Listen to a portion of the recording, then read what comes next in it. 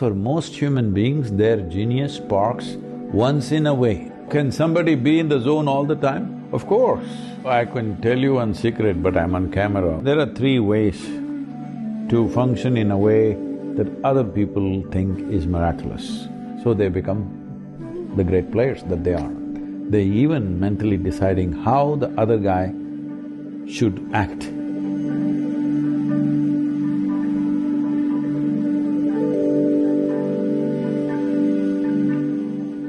When I've felt a real sense of joy, where there's been a slight switch in my experience, or at least a different kind of experience, has been what sports people might call being in the zone. In the zone, of course, yeah.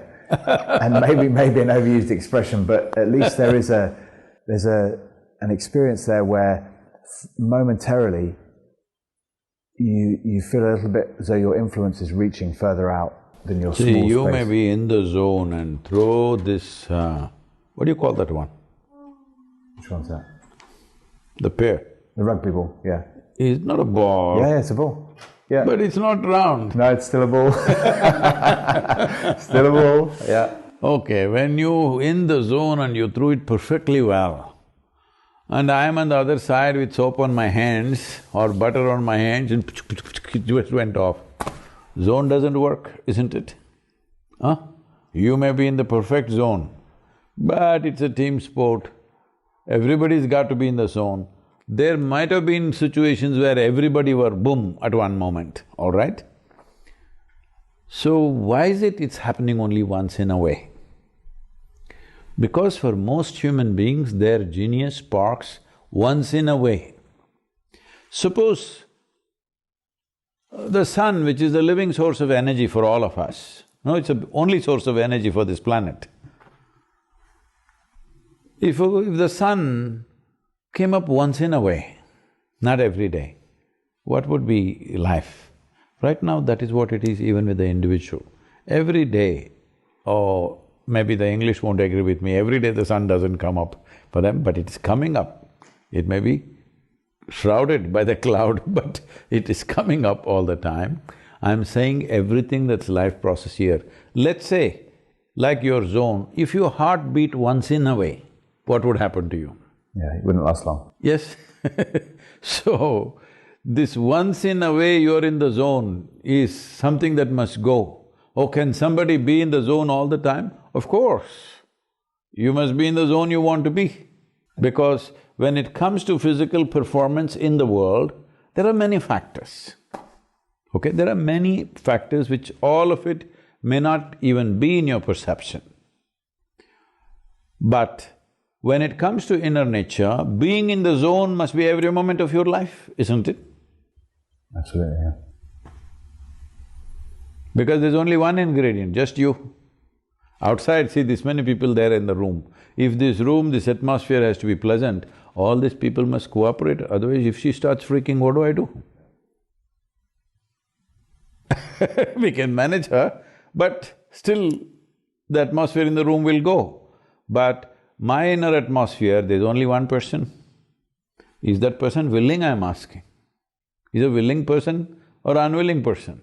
You must make him willing, that's all it is. Because the only and only thing that you have is life, and how wonderful you keep it within you is all you can do. Rest of it in the world, we do something.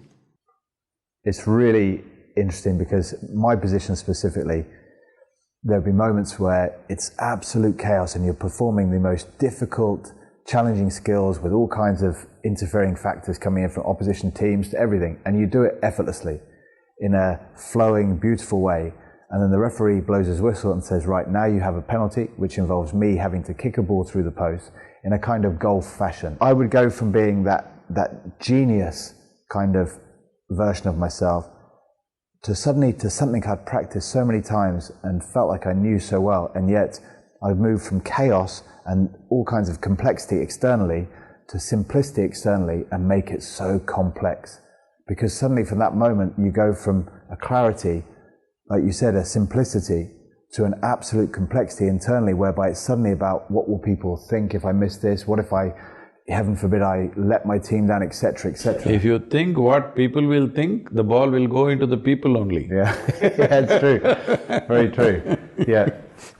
So I can tell you one secret, but I'm on camera, what to do? I'll tell you anyway. Please. But the opposition may also learn this. That's okay. We'll work that out when we come to it. When you want to kick that dead ball, what you do is, you exhale with your mouth open and use this as a way approximately 17 to 20 inches, somewhere there, you focus your eyes there, that empty space, okay? You can do this 3 times. There is something else which is called as akash, which gets activated because of this. In this, you are naturally in the zone.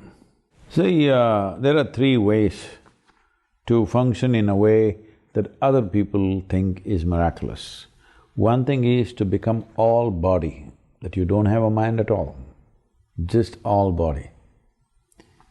Like, I don't know, I shouldn't use names probably. There are some great players in soccer where you see them, you can see they don't have a mind, they're just all body. And they'll do miraculous things that nobody ever thought they could do at that moment when they're like that. And they're getting into that zone more often than others, so they become the great players that they are. Another way is a very powerful mind which visualizes and creates what it wants. That's another way to be there, which is powerful, but I don't know how many people have the necessary discipline and focus to do that. A few do that. Some people who build the game have this thing. They even mentally deciding how the other guy should act. Many times you've seen this in rare moments, particularly in soccer and also in cricket game. The bowler decides how the batsman should act, you know? I recognize that. It's really wonderful to see that, because like Sachin Tendulkar was saying, he was asking me a question in a conference. He says, Sadhguru, like before, like right now there's the last ball of the game and I need to score a century or something important need to happen. Even before I play the shot, I see that this is the ball that the bowler will bowl and I'm already ready with that shot and that is how he will bowl and that's how I will hit. So this is using the mind to see that guy does what you want, all right? That's another way. Another way that I just now told you is to not worry anyway body is well trained, mind is trained for the game, don't mess with that in the game itself, that preparing the body and mind should happen before the game, okay? You don't go and train on the match pitch. So, there is another type of intelligence called consciousness. Consciousness is that intelligence which is unsullied by your memory. Body is full of memory, it's taken this form only because of its evolutionary memory, genetic memory, karmic memory, like this. Because of memory, this body has formed a shape. Because of memory, your mind has taken a certain shape. But there's another intelligence which is untouched by memory, which is the fundamental and the most powerful form of intelligence in the universe. If you touch that, your body and mind should be well trained anyway to play that game, otherwise you cannot play. But once you touch that, you play in such a way which is magical for other people. There is no answer with anybody around you. There are many times certain sport reaches that place, knowingly or unknowingly the player gets in and they themselves are surprised. I've seen this sometimes, the tennis players, they're surprised, did I make this shot? They can't believe it themselves because they got into that space. That's, for me, beautifully explained. Thank you. Sadhguru, thank you very much for being part of the I Am podcast. Thank you very much. And we couldn't wish you better with the Conscious Planet Safe Soul movement, and for sure we will be adding our support. 100 days. The 100 Get all days. the sports people in this country We shall push that message. to say something about soul. We shall definitely push that message for sure, and I will be involved too. Thank you very much. Thank you.